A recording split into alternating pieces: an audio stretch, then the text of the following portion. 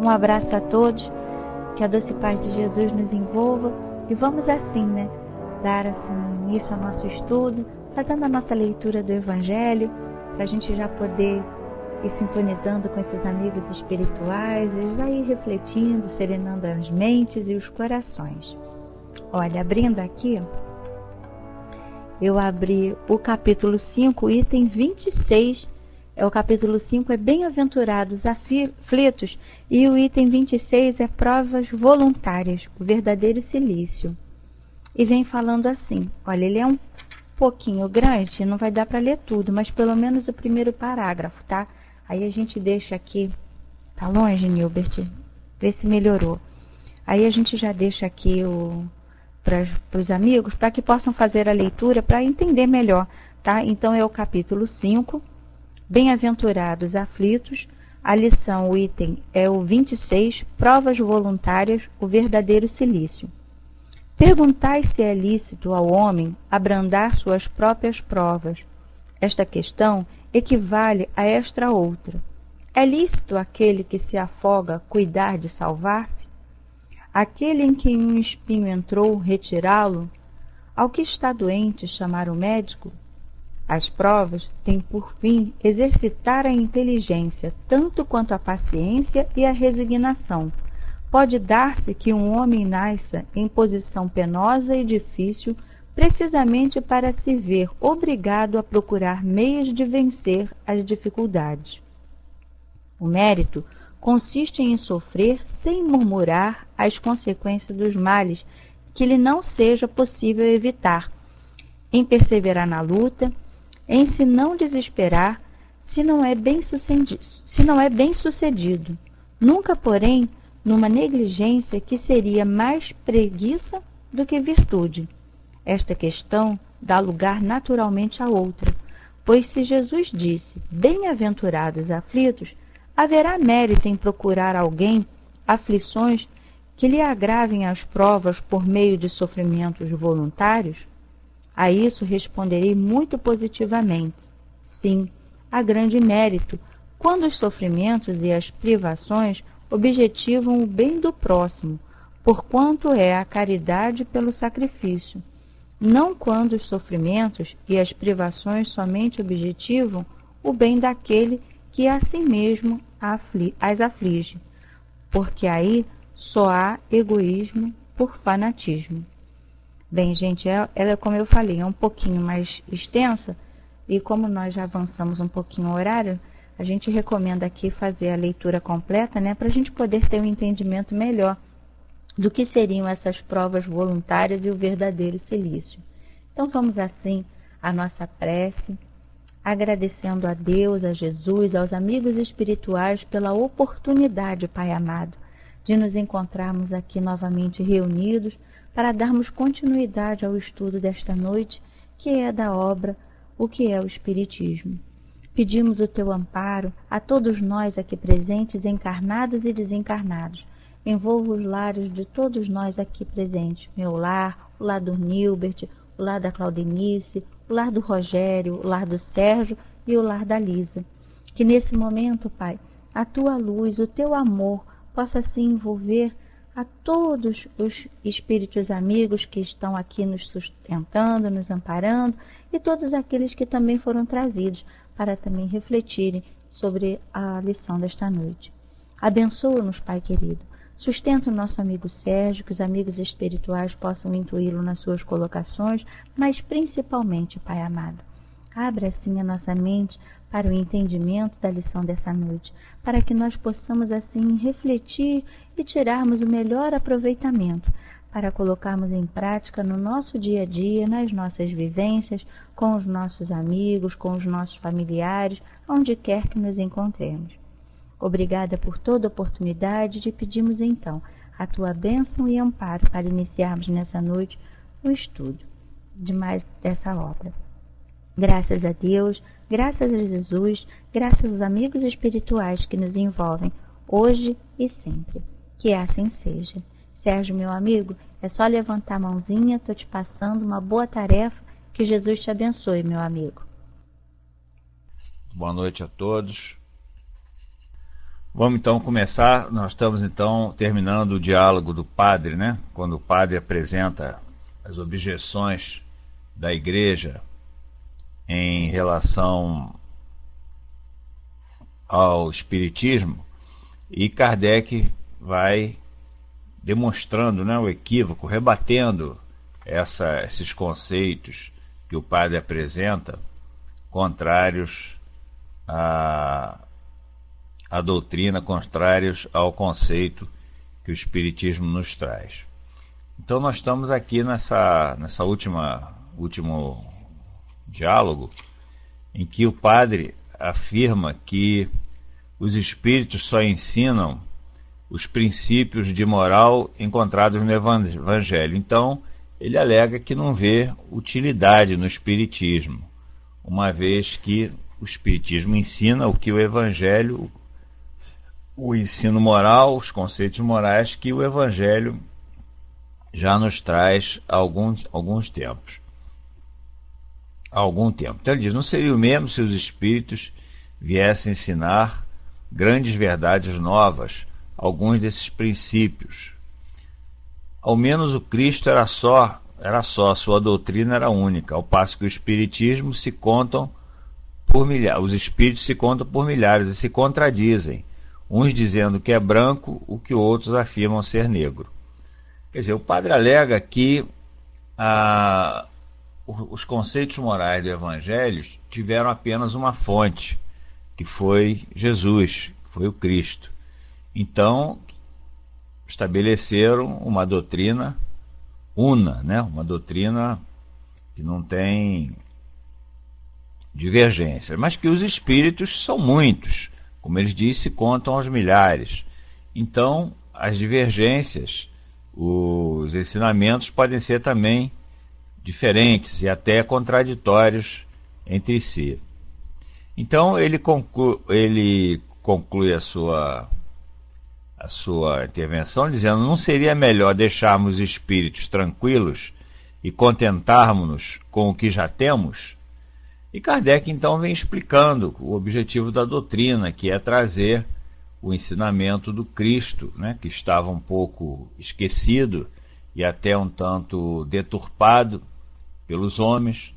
Era combater o materialismo, que estava naquela época com grande força, né? Na metade do século XIX, as doutrinas materialistas, positivistas estavam aflorando aqui na Terra com muita força. A doutrina positivista de Auguste Comte, o materialismo, através da doutrina de Marx, e o Espiritismo veio. A principal tarefa do Espiritismo, o principal objetivo do Espiritismo era combater esse materialismo, porque o materialismo não crê em coisa alguma, não crê na existência de um poder supremo, uma divindade justa, soberana, misericordiosa, não crê na sobrevivência do espírito, né? Uma vez que eles não creem que exista algo além do corpo físico. Para o materialismo, a única coisa que existe no universo é a matéria. Tudo se resolve em função da matéria, ou seja, a matéria é o elemento único do universo. Então, por essa doutrina, após a morte do corpo físico, o que vai acontecer? Acontece o nada. Nada sobrevive porque nada existia além do corpo físico. E a doutrina mostra que isso daí, esse pensamento, essa ideia, ela traz grandes prejuízos morais para a humanidade, porque no momento em que o homem tem a convicção de que tudo acabará para ele com a morte do corpo físico, ele perde a sua motivação para se melhorar. Para onde vai todo o conhecimento que ele adquiriu, fruto dos seus estudos? Para onde vai os vínculos afetivos que ele estabeleceu aqui na Terra, os laços amorosos? Tudo se perde, tudo termina com a morte do corpo físico. Então, além de ser uma doutrina tremendamente desesperadora, porque ela leva o homem a esse desespero, ante a perspectiva do nada, do tudo terminado, ela dificulta a melhoria do homem, porque ele não encontra motivação para se melhorar. Porque se vai tudo terminar mesmo, para que eu vou me transformar? Para que eu vou me melhorar? Vou procurar fazer o bem para quê? Se tudo vai terminar com a morte do corpo físico. Então o Espiritismo veio justamente para combater essas ideias. É isso que Kardec procura mostrar nesse item ao padre, ante o seu questionamento.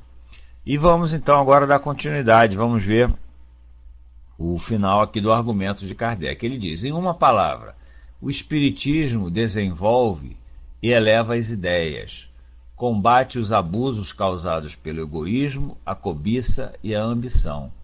Mas quem ousaria proibi-los e deles se declarar o protetor? Se ele não é indispensável à salvação, ele a facilita, fortalecendo-nos no caminho do bem. Por outro lado, que homem sensato se atreveria a afirmar que a falta de uma absoluta conformidade com uma doutrina é mais repreensível aos olhos de Deus que o ateísmo e o materialismo? Quer dizer, então Kardec aqui argumenta que uma doutrina, a força de uma doutrina extremamente moralizante, que procura combater o egoísmo, procura combater a prática do mal, demonstrando através da sobrevivência do espírito, que na vida futura ele receberá o resultado daquilo que ele plantou, que ele semeou aqui na sua existência terrena. Se a crença no nada, a crença no materialismo, se o ateísmo não seria muito mais prejudicial ao homem, não traria muito mais prejuízo à humanidade essa crença do que a crença nos espíritos, a crença na sobrevivência da alma, a crença na vida futura. Então ele continua, eu coloco claramente as seguintes questões para todos aqueles que combatem o espiritismo, no que se refere às consequências religiosas. Então aqui Kardec vai fazer alguns questionamentos para a reflexão do padre, que nós vamos refletir também sobre eles, demonstrando o equívoco daqueles que combatem as consequências religiosas do espiritismo. Diz ele primeiro, qual será o mais mal dotado na vida futura? Aquele que não crê em nada ou aquele que, crendo nas verdades gerais, não admite certas partes do dogma? O protestante e o cismático são confundidos na mesma reprovação que o ateu e o materialista? São questionamentos que Kardec vai apresentando ao padre. Terão nessa vida futura, receberão a mesma consequência. O ateu e o materialista e o protestante, ou aquele que seguia a igreja à época, aquele que não é ortodoxo no rigor da palavra, mas faz todo o bem que pode, que é bom e indulgente para o seu próximo, leal em suas relações sociais, tem a sua salvação menos garantida do que aquele que crê em tudo, mas que é duro, egoísta e não tem caridade? Quer dizer, a gente sabe que a gente conhece pessoas, né, ou pelo menos já conheci algumas aí na minha vida, que não tinham crença alguma, eram ateus mesmo, né, descrentes, mas que eram pessoas boas, que só faziam o bem, procuravam ajudar as pessoas, procuravam ser fraternas, procuravam ser benevolentes. Então essas pessoas, na vida futura, serão penalizadas apenas porque não tinham uma crença, e enquanto que outros que sustentam uma crença, muitas das vezes até praticam um determinado formalismo religioso, assistem a cultos, praticam uma série de liturgias, e no entanto são egoístas, como diz aqui Kardec, ou não praticam a caridade. Qual dos dois seria seria mais bem aquinhoado na vida futura ao regressar ao mundo espiritual. É a reflexão que Kardec deixa para o padre. Pois é, no atual estágio em que nós estamos situados aqui na Terra, ainda é importante a crença religiosa, mas como um instrumento, não como um meio, não como um fim, como um objetivo final.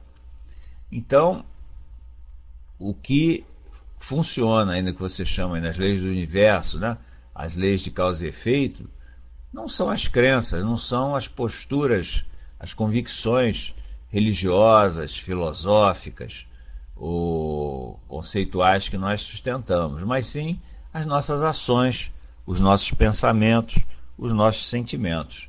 De nada adiantará praticarmos, nos entregarmos à prática de uma determinada religião, submetermos aos seus rituais, às suas liturgias, aos seus dogmas, se nós não nos melhoramos, se nós não procuramos direcionar a nossa existência, os nossos pensamentos, os nossos sentimentos, as nossas ações para o bem, para o campo da moral.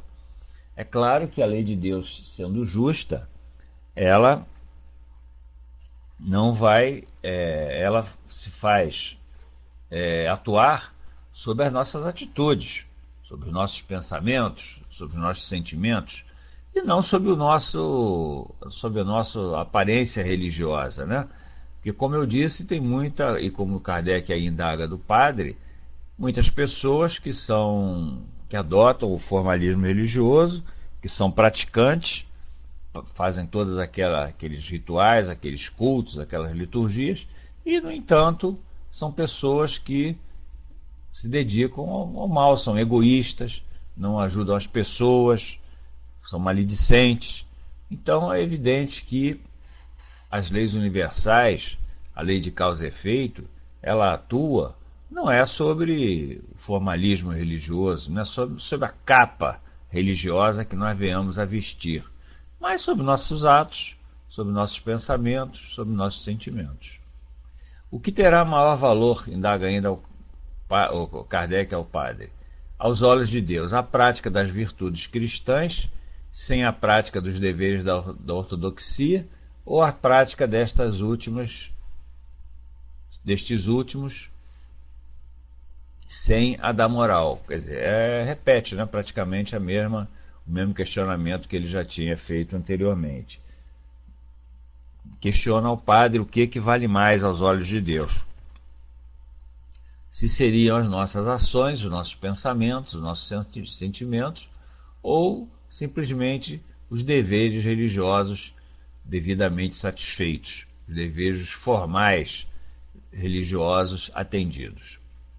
Respondi às questões e às objeções que o senhor me dirigiu, mas, como lhe disse inicialmente, sem nenhuma intenção preconcebida de trazê-lo para as nossas ideias, de mudar as suas convicções, limitando-me a fazer com que encarasse o espiritismo em seu verdadeiro aspecto.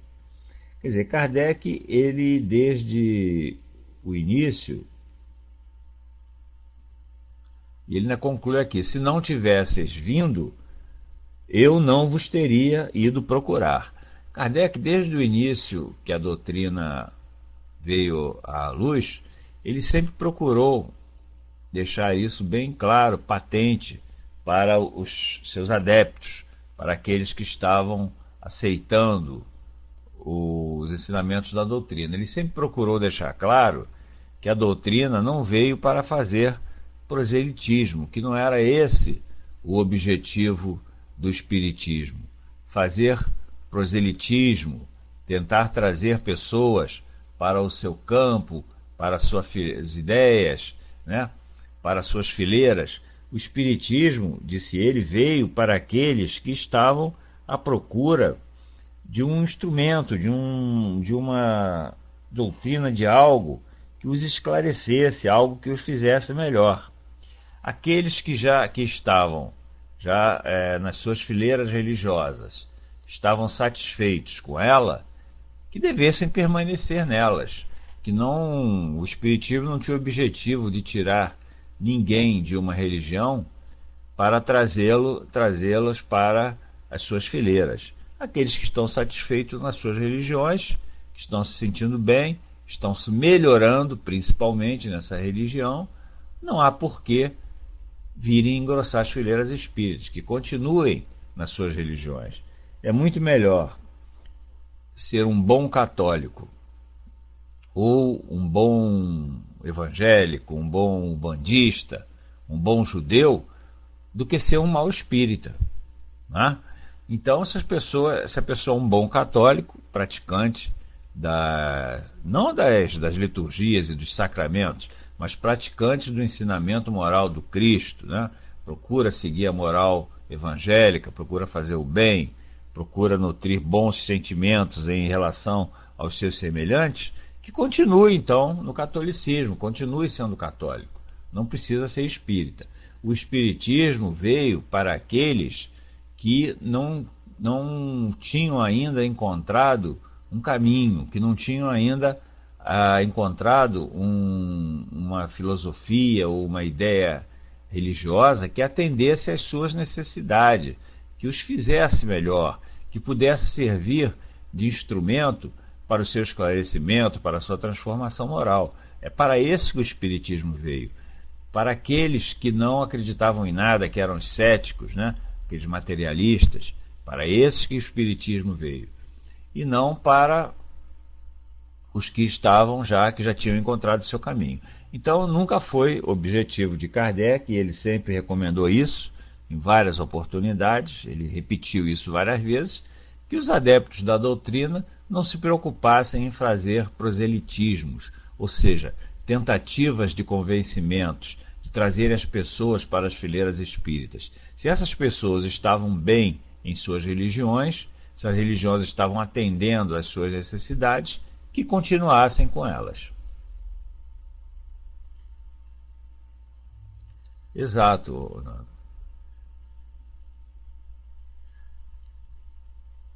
Pois é, o Espiritismo veio para aqueles que não tinham ainda encontrado nenhuma filosofia, nenhuma doutrina, nenhum caminho que atendesse às suas expectativas, como era o meu caso, né? Eu, antes de ser espírita, eu sou espírita já há aproximadamente 20 anos, mas antes de ser espírita, eu não professava nenhum segmento religioso. Eu acreditava em Deus, eu acreditava no espírito, eu não era materialista, não era ateu, mas também não aceitava os segmentos religiosos que me apresentavam, né? Eu sou de família católica, eu não aceitava aqueles conceitos católicos, aqueles ensinamentos, a doutrina católica não atendia os meus questionamentos, então eu vivi grande parte da minha vida alheio a esse processo religioso, né? Eu tinha minhas convicções, eu orava, né, sempre orei para Deus, mas não seguia, não me filiava, não me identificava com nenhuma corrente religiosa. Até que eu conheci a doutrina espírita, conheci o espiritismo, e aí vi que esses conceitos, essas ideias, esses princípios espíritas vinham ao encontro daquilo que eu sempre procurei durante toda a minha vida. E por isso eu aceitei o espiritismo. Vamos ver as observações aqui. O espiritismo veio para os que se questionavam. Exatamente, Elisa, que era o meu caso, por exemplo, né? Até porque cada um tem um tempo de compreensão e amadurecimento. Também, Elu. O Rogério também está na mesma situação, né, Rogério, que eu. E cedo ou tarde, as outras religiões sentirão necessidade de tratar os aspectos que abordamos hoje, por isso como não devemos nos afobar para esclarecer ninguém. Estou vendo que tem outras pessoas que se identificam aí. A Lisa também, contigo também foi mais ou menos assim, né, Lisa? Com o Rogério também. Pois é isso. É isso. A gente não aceitava, né, aqueles conceitos, aquelas ideias religiosas, até que o dia que nós conhecemos a doutrina espírita. E aí tudo clareou. Veio a resposta para muitos dos questionamentos que eu me fazia durante a vida toda, né? Como, por exemplo, a questão do sofrimento, né? Como entender o sofrimento, as diferenças que existem aqui na Terra, não é? Aí vêm as religiões formais e dizem que é porque Deus quer. Ora, isso não explica nada. Claro que é porque Deus quer, Deus é onipresente. Mas por que Deus quer? Por que Deus quer que um seja saudável, cheio de saúde, cheio de qualidades, inteligência, e outros tenham problemas cerebrais, tenham problemas de natureza física, que não possam se locomover, outros têm sem a visão? Por que Deus quer isso? Isso é que as religiões não ensinam.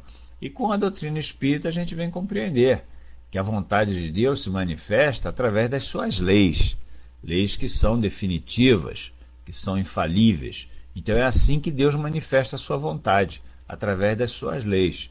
E aí nós começamos a compreender o porquê das diferenças sociais, das diferenças de natureza física, das diferenças intelectuais entre as pessoas, as diferenças de riqueza entre as pessoas, e aí a gente começa a entender. Então o Espiritismo ele veio para trazer esse esclarecimento. E essa observação aí que o Neubert fez, né, que as outras religiões sentirão necessidade de tratar os aspectos que abordamos hoje, isso vai ao encontro daquilo que os espíritos disseram, que o Espiritismo é a religião do futuro. Ou melhor dizendo, o Espiritismo é o futuro das religiões.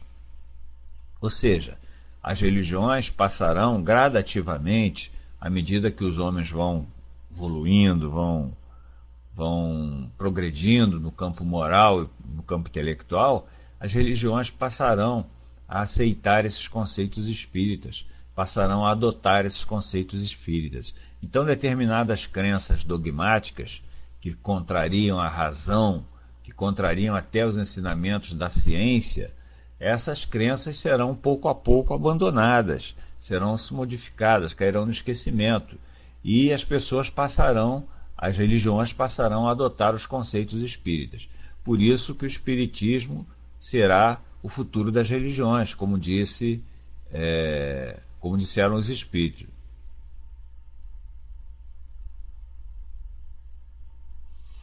Pois é, Alisa, Deus quer o nosso bem, mas Ele quer que o bem seja uma conquista, seja um mérito nosso, que nós possamos gozá-lo através do nosso merecimento, do nosso esforço, do nosso trabalho, né?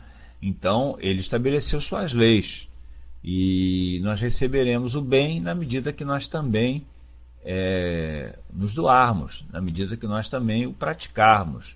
Aí nós receberemos a consequência, porque a lei de causa e efeito, ela produz uma consequência da mesma natureza daquela que deu origem.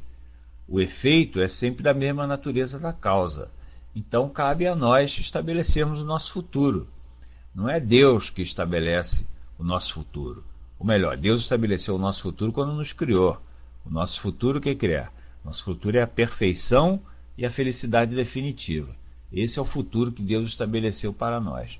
Agora, o futuro, relativamente ao caminho que nós percorreremos para chegar a essa perfeição, para podermos então desfrutar dessa felicidade definitiva, esse futuro será traçado por nós. Não é Deus que traça esse futuro, somos nós, utilizando de um atributo que somos dotados desde que fomos criados, exatamente, o livre-arbítrio. É utilizando o livre-arbítrio que nós construiremos esse caminho, que poderá ser uma estrada mais pavimentada, uma estrada mais suave, uma estrada florida, como poderá ser uma estrada esburacada, pedregosa, cheia de dificuldades. Cabe a nós fazermos as escolhas. Não é isso? Então, voltando então aqui à resposta de Kardec, ele enfatiza sempre essa questão de que o Espiritismo não tem objetivo de fazer convencimentos, de convencer as pessoas, induzirem as pessoas a virem para as suas fileiras. E ele diz ainda, isso não quer dizer que nós desprezássemos, se ela ocorresse, a sua adesão aos nossos princípios, bem longe disso. ficamos felizes por todas as aquisições que fazemos e que, quanto mais livres e voluntárias, mais valor tem para nós. Então, para o Espiritismo é sempre um motivo de grande satisfação, né, de grande felicidade, vermos as pessoas aderindo às suas ideias, compreendendo os seus conceitos, aceitando os seus princípios. Por quê? Porque se isso é bom para nós, se nós queremos esses conceitos, esses princípios, esses ensinamentos espíritas para nós, porque os consideramos bons, nós também devemos desejá-lo para as outras pessoas. Então, quando alguém chega para mim e diz que está procurando conhecer o Espiritismo, que está muito interessada, que está simpatizando muito com as ideias espíritas, isso é um motivo de grande satisfação, porque a gente recebe isso como uma pessoa que já está encontrando também o seu caminho, caminho que vai levá-la à sua transformação, uma pessoa que está aderindo a esses conceitos, esses princípios, que, repito, se são bons para mim, eu também devo desejá-los para os outros. Mas daí a tentar convencer as pessoas vai uma distância muito grande, né? É isso que Kardec, então, aqui conclui na resposta ao padre. Ele diz, se quisesses, como é que ele diz aqui? Se ocorresse a sua adesão aos nossos princípios, nós não ficaríamos felizes. Quer dizer, se o padre quisesse deixar de ser a Igreja Católica, exato, é isso aí. Não quer dizer, se sua adesão, se ocorresse a sua adesão aos nossos princípios, nós não ficaríamos, nós não desprezaríamos, diz Kardec, né? Ficaríamos até felizes, porque sabemos que seria algo positivo. Mas daí a tentar convencê-lo a ele largar a sua igreja para se tornar espírita vai uma distância muito grande. E ele continua sua resposta. Não somente não temos direito de exercer constrangimento sobre pessoa alguma, como também teríamos escrúpulos em ir perturbar a consciência daqueles que, tendo crenças que os satisfaçam, não venham espontaneamente até nós. Quer dizer, aquilo que nós já visamos, né? Kardec sempre deixou isso claro. Aqueles que estão satisfeitos com as suas religiões, seus segmentos religiosos atendem às suas necessidades, os seus questionamentos, que continuem com as suas religiões. O Espiritismo não vai lá, né, como diz Kardec, os adeptos do Espiritismo não devem ir lá perturbar a consciência dessas pessoas, tentando trazê-las para as fileiras espíritas. Se elas quiserem vir espontaneamente, ótimo, será muito bom, será um progresso para a humanidade, né? Porque os conceitos espíritas, a filosofia espírita, ela é a expressão da verdade. Ela é a verdade. Foi trazida pelo Espírito que se chamava a verdade. Então ela não expressa, ela somente expressa a realidade da nossa existência. Mas não significa que nós devemos violentar as consciências alheias. A verdade, ela vai prevalecer. Hoje ou amanhã a verdade vai prevalecer. Se ela é verdade, ela prevalecerá um dia. Então, por isso que os espíritos dizem que ele é o futuro das religiões. As religiões se caminharão para os conceitos espíritas. Mas isso naturalmente, sem precisar guerra religiosa, sem precisar cruzada, né? Sem precisar empreitar uma nova cruzada, sem precisar uma guerra religiosa mesmo, né? Porque a verdade, ela prevalece, ela se sobrepõe naturalmente. Como muitos conceitos espíritas hoje já começam a ser aceitos pelas correntes religiosas formais, como a questão do céu e o inferno, que o Papa anterior, não esse atual, declarou que o céu e o inferno são estados de consciência, não são regiões demarcadas. Quer dizer, ele hoje já aceita esse conceito que o Espiritismo já ensinou lá atrás, há 150 anos, que o Espiritismo já ensinou esse conceito. E hoje a Igreja Católica já adota, né? Porque se Se o Papa é a palavra final da Igreja, se ele chegou a essa conclusão, é porque toda a Igreja tem que seguir esse entendimento. Então é um conceito espírita que já começa a ser aceito pelo formalismo religioso, pelo tradicionalismo religioso. O conceito do céu e inferno como estados de consciência, não como regiões demarcadas, como se fossem países ou continentes. Conceito que o Espiritismo já nos traz desde lá de trás, de 150 anos. Muito bem, vamos continuar então a resposta de Kardec. Dissemos que o melhor meio para as pessoas se esclarecerem sobre o Espiritismo é, inicialmente, estudarem a sua teoria. Os fatos virão a seguir, naturalmente, e serão compreendidos, qualquer que seja a ordem em que as circunstâncias a conduzam. Quer dizer, aquele que quer conhecer o Espiritismo, que quer se esclarecer sobre as ideias espíritas, devem procurar conhecer os seus princípios, deve procurar estudá-lo, deve procurar ler as obras básicas, principalmente a pedra fundamental da doutrina, que é o Livro dos Espíritos, para poder conhecer o pensamento espírita, e não através dos fatos, como diz aqui Kardec, ou seja, através dos fenômenos. Muitas pessoas, equivocadamente, querem conhecer o Espiritismo pelas manifestações dos espíritos, pelos fenômenos mediúnicos. Chegam aos centros espíritas procurando não se informar sobre a doutrina, procurando não conhecer o que a doutrina diz a respeito desse ou daquele assunto, mas querendo ver manifestações dos espíritos. É assim que as pessoas querem, a maioria delas querem se esclarecer. E isso é um equívoco. O esclarecimento deve vir através do estudo, através, como diz aqui Kardec, o estudo da sua teoria, da doutrina, da sua filosofia. Os fatos, as manifestações dos espíritos, eles serão compreendidos através do estudo, através do conhecimento dessa filosofia, do conhecimento desses conceitos. Então, aquele que quer realmente conhecer o Espiritismo, nós devemos orientar que eles devam ler as obras espíritas, deverão conhecer a doutrina espírita, principalmente a codificação, começando, como eu disse, com a pedra fundamental da doutrina, que é o Livro dos Espíritos, onde está resumida toda a filosofia espírita. Toda a filosofia espírita está ali no Livro dos Espíritos. Os demais é um resumo de toda a filosofia espírita. Os demais conceitos filosóficos foram desmembrados em outras obras, como O Céu e o Inferno, que também é uma obra, primeira parte, toda ela filosófica, e as outras demais obras da codificação. Então é assim que nós devemos orientar aqueles que querem conhecer a doutrina. Muitas das vezes as pessoas, que hoje o Espiritismo está muito comentado, principalmente pela produção cinematográfica que está acontecendo aí, de filmes espíritas, praticamente todo ano há o lançamento de um filme de natureza espírita. Isso desperta a atenção das pessoas.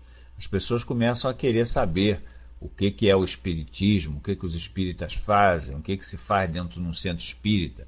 Então as pessoas que sabem que nós somos espíritas vão novelas também, Elô? Eu não citei novela porque eu não assisto novela, nem sei. Eu ouvi falar que parece que tem uma novela aí que tem uma temática espírita, mas eu realmente não vejo muito pouco televisão e novela não vejo nada. Então não sei, mas eu ouvi dizer que tem uma novela aí com temática espírita. Por isso que eu não citei, porque eu não estou informado. Ah, já acabou? Pois é, eu nem... Eu pensei que para mim ainda estava aí a novela. Realmente, de televisão, eu sou cego, surdo e mudo. Mas então, as pessoas vêm procurar, já que quando sabem que nós somos espíritas, vêm querer se orientar, perguntar como é que faz, como é que não é. Então, o que nós devemos fazer, as pessoas que chegam ao centro espírita, nós que trabalhamos aqui, nós que trabalhamos, todos nós aqui, a maioria pelo menos, realiza um trabalho de uma determinada forma no centro espírita. Estamos num centro espírita e chega alguém pela primeira vez lá no centro. Então o que a gente deve orientar essas pessoas, em primeiro lugar, é que assistam às palestras.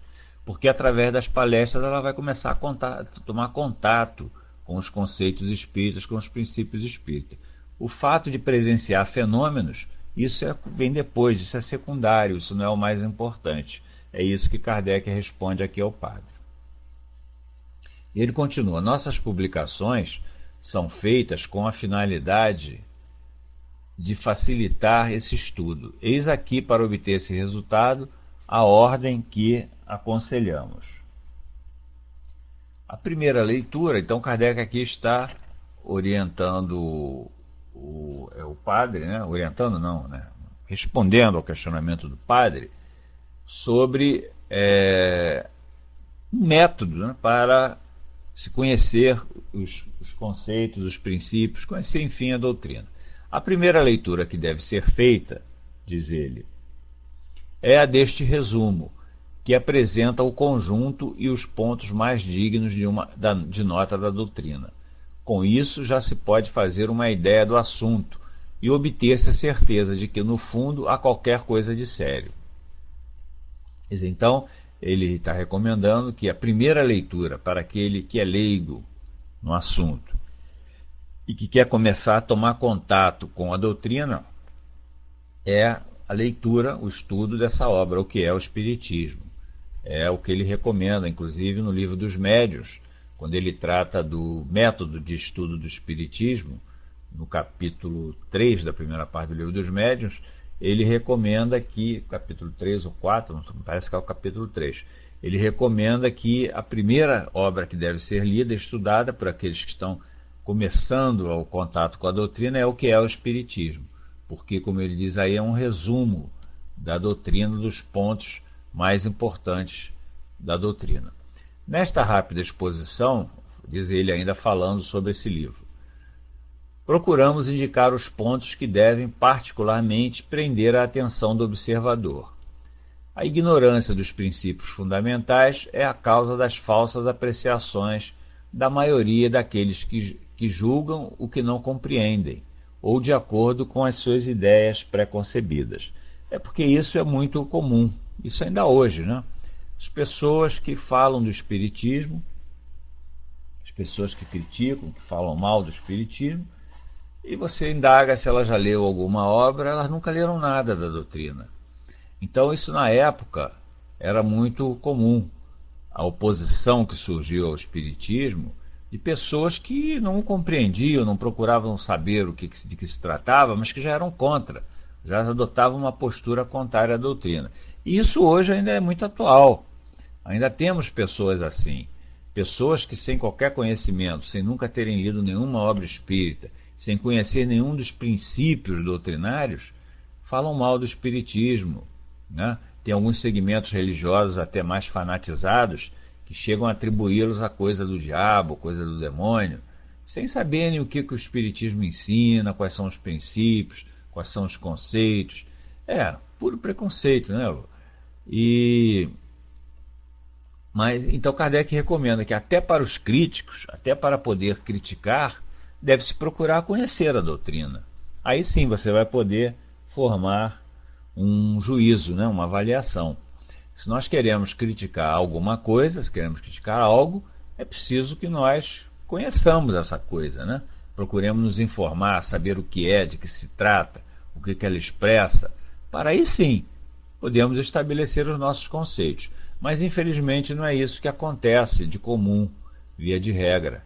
O que acontece são esses críticos, esses contestadores da doutrina, sem nunca terem lido uma linha sequer a respeito, sem nunca saberem, sem sequer saberem o que o Espiritismo pensa a respeito de determinado tema, de determinado assunto. Já se posicionam numa postura contrária, numa postura de oposição.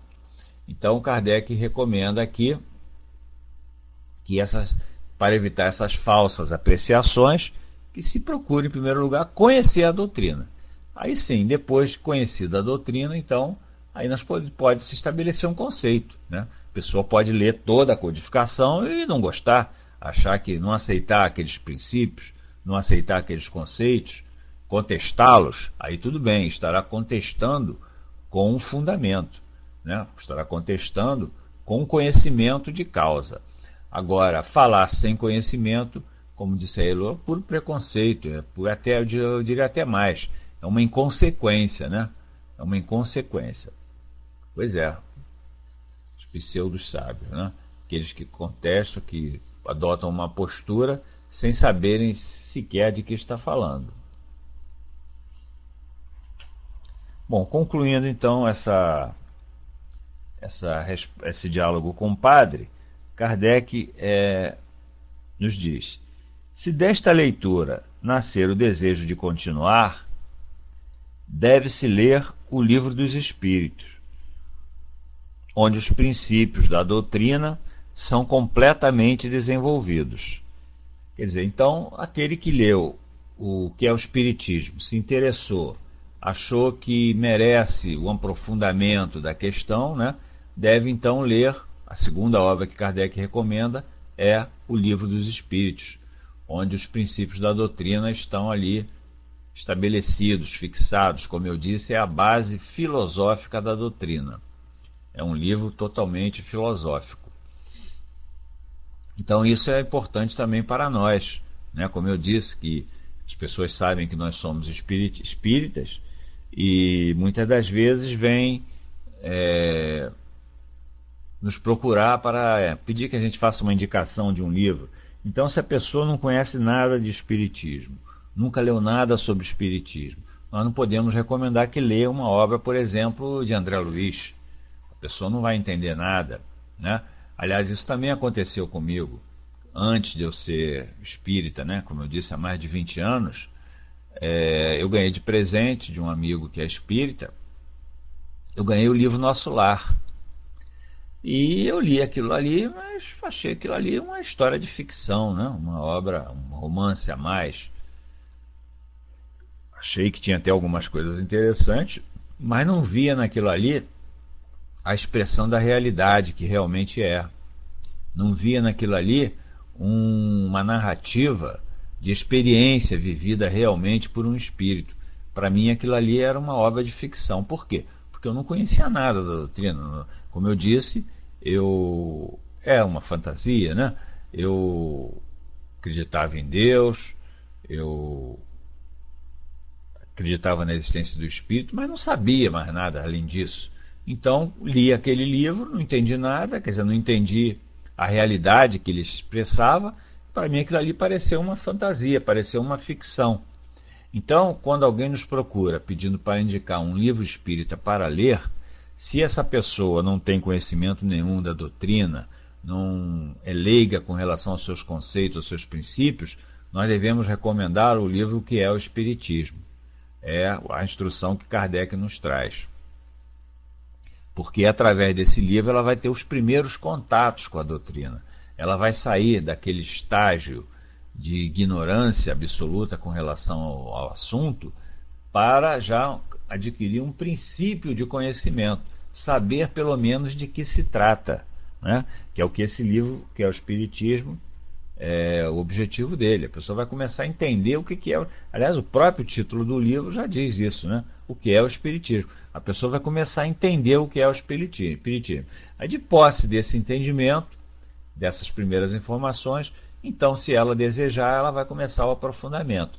E aí Kardec recomenda então as demais obras, as obras da codificação, numa sucessão, né, numa sequência lógica e metódica.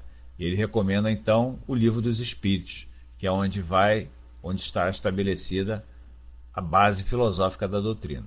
Depois o Livro dos Médiuns, que é um desdobramento, né, é o livro mais científico da doutrina, a parte científica da doutrina, né, parte experimental da doutrina. Como ele diz aqui, destinado a servir de guia àqueles que querem operar eles mesmos, como aqueles que querem encontrar a solução dos fenômenos. Quer dizer, através do Livro dos Médiuns, a pessoa vai começar a entender os fenômenos espíritas, a comunicação do mundo espiritual. E em seguida as demais obras, cita aí Kardec. Depois do Livro dos Médiuns, o Evangelho segundo o Espiritismo, que é a terceira obra da codificação, depois o Céu e o Inferno, que é a quarta obra, e finalmente o livro a Gênese, os milagres e as predições segundo o Espiritismo. A Revista Espírita é, de algum modo, um curso de aplicação pelos numerosos exemplos. A Revista Espírita é o laboratório de Kardec, né?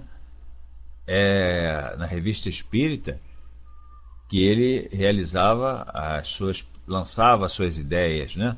E nessas demais obras seguintes ao Livro dos Espíritos, como o Evangelho segundo o Espiritismo, o Céu e o Inferno, a Gênese, nós vamos encontrar muitos textos que antes foram lançados através da Revista Espírita. Ou seja, na Revista Espírita, Kardec lançava as ideias para serem discutidas, para serem debatidas, para serem inclusive analisadas pelos espíritos. Era através da Revista Espírita. Por isso é que se diz que a Revista Espírita era o laboratório experimental de Kardec, é onde ele fazia suas experiências. Ele lançava as ideias para que essas ideias fossem discutidas, fossem debatidas, que Kardec nunca quis impor os seus pensamentos, as suas ideias, né? Isso fazia parte da sua personalidade. Era um homem absolutamente aberto ao debate, aberto aos questionamentos. Então, através da Revista Espírita, ele lançava essas ideias. E muitos desses textos lançados na Revista Espírita, mais tarde ele incorporou na codificação. Quer dizer, passou a ser, então, base do edifício doutrinário, passou a ser parte do edifício doutrinário, através dos livros O Céu e o Inferno, a Gênese, o Evangelho segundo o Espiritismo. Então foi abraçado pela codificação. Mas antes disso, ele lançava através da Revista Espírita. Então o estudo, a leitura da Revista Espírita é também de grande importância, é também um precioso instrumento de esclarecimento. Exato, então terminamos aqui essa parte do livro. Na semana que vem nós vamos começar a segunda parte do livro, que vai tratar de temas mais específicos. Capítulo 2 começa com observações preliminares a respeito do Espiritismo e depois vai tratar das questões dos espíritos, da comunicação com o mundo espiritual, a questão dos médiuns, da mediunidade, enfim, uma série de temas que são abraçados, alcançados pelo Espiritismo. Isso já na próxima quarta-feira. Ok? Concluímos então esse diálogo com o padre. Alguém gostaria de fazer mais alguma observação? Então, muito obrigado a todos mais uma vez pela atenção, pela companhia. Fiquem todos com Deus. Eu que agradeço, Sérgio, a oportunidade do trabalho é sempre muito boa e muito bem-vinda. A gente então agradece pelos esclarecimentos que você nos trouxe, por essas reflexões, né? E também até eu agradeço, porque agora tem a turminha aí, a Lisa, o Nilbert, para dar um apoio nesse períodozinho aí que o marido vai entrar de férias. Eu vou aproveitar aqui uns reparos aqui no lar. Então vamos então agradecer a Deus, a Jesus, aos amigos espirituais por todos esses esclarecimentos que essa obra, que é o Espiritismo, nos traz, nessas reflexões, para que cada um de nós possa assim sempre, Pai, avaliar toda essa oportunidade do aprendizado que estamos tendo, que a gente observa que o nosso maior aprendizado, que a nossa maior transformação é conosco mesmo. Então que cada um de nós possa assim refletir sobre tudo que foi falado aqui, que o nosso amigo Sérgio nos trouxe, para que coloquemos em prática sempre, Pai, no nosso dia a dia, com as nossas dificuldades que a gente tem, com os nossos aprendizados, porque a gente sabe que no nosso caminhar as dificuldades nos chegam para nos fortalecer, para fazer com que tenhamos assim um bom aprendizado, que fiquemos mais, vamos dizer assim, mais fortalecidos mesmo. Então que a Tua doce presença possa nos envolver já nesse finalzinho de semana, que todos os lares aqui sejam abençoados, que nós possamos estar em sintonia com os bons amigos espirituais, mas principalmente, Pai, agradecer pela doutrina, agradecer por essa doutrina tão consoladora que nos foi trazida, porque cada um de nós aqui teve o seu caminhar até chegar aqui, né? A gente vem pela nossa estrada, cada um seguindo o seu caminho, até que um dia bate aquela necessidade de buscar algo que está faltando, algum esclarecimento que ficou assim, sem resposta, e a gente chega na nossa doutrina espírita. O Sérgio deu o relato dele, eu também tenho o meu, e cada um dos amigos aqui tem o seu. Mas que nós possamos, assim, ter essa confiança, esse amparo, essa firmeza nesse aprendizado, Pai. Porque através dos estudos, nós vamos fazendo assim a avaliação de cada um de nós, o que temos ainda de dificuldade, e aos pouquinhos, Pai, sem sofrimento, sem muita cobrança, vamos assim ajustando pouco a pouco o que ainda se encontra meio frouxo, né? Meio, vamos dizer assim, solto. Então que a tua vibração maior de amor possa nos envolver, que nós possamos estar sintonizados com esses amigos espirituais, com os nossos anjos protetores, os nossos anjos guardiões, agradecidos sempre por todo o amparo que recebemos. E encerramos assim, Pai amado, nesta noite, um estudo do livro que é o Espiritismo. Que nós possamos descansar o nosso corpo físico, mas lembrando sempre de encaminhar o nosso corpo espiritual nesse momento do sono, para que possa se estudar mais, que possa estar em lugares mais elevados, aprendendo, estudando, e se tiver condição também de já trabalhar, auxiliando, que também seja. Que a doce espiritualidade então nos envolva, que as bênçãos de Jesus possam estar em nossos corações, em nossas mentes, e a tua bênção maior, Pai amado, pelo teu amor, pela tua misericórdia, possa estar a nos envolver no nosso dia a dia. Graças a Deus, graças a Jesus, graças aos benfeitores amigos que nos envolvem hoje e sempre. Que assim seja.